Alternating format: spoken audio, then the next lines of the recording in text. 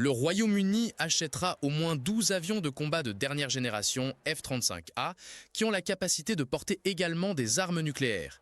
Cette décision représente une augmentation sensible des capacités nucléaires de la Grande-Bretagne en réponse à un climat international de plus en plus instable.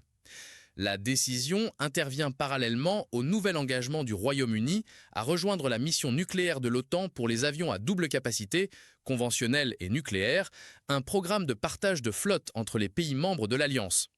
Le Premier ministre britannique Keir Starmer annoncera l'achat des avions lors d'une conférence de presse au sommet de l'OTAN qui se tient aujourd'hui, 25 juin, à La Haye.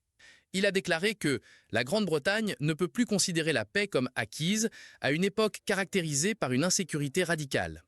Les avions F-35, avec des capacités doubles, marqueront une nouvelle ère pour les forces aériennes de niveau mondial de la Grande-Bretagne et serviront de dissuasion contre les menaces hostiles qui mettent en danger notre pays et nos alliés, a déclaré Starmer, ajoutant que le projet soutiendra plus de 100 entreprises et plus de 20 000 emplois.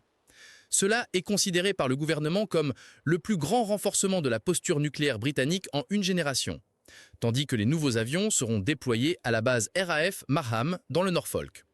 Au total, la Grande-Bretagne vise à acheter jusqu'à 138 avions F-35 au cours de tout le programme. Le remplacement des 12 avions prévus du modèle F-35B par le F-35A dans la prochaine phase d'achat permettra d'économiser aux contribuables britanniques environ 25% par avion, selon le ministère de la Défense. La Grande-Bretagne n'a pas eu de rôle aérien nucléaire depuis le retrait des armes nucléaires à la fin de la guerre froide. Cette nouvelle implication dans le programme nucléaire de l'OTAN pour les avions représente un changement stratégique important. La décision intervient seulement un jour après que Starmer ait annoncé qu'il engagerait la Grande-Bretagne à dépenser 5% du produit intérieur brut pour la défense et la sécurité nationale. Un nouvel objectif ambitieux qui a suscité des inquiétudes quant aux sources de financement. Les experts estiment que le coût de cet engagement dépassera 30 milliards de livres.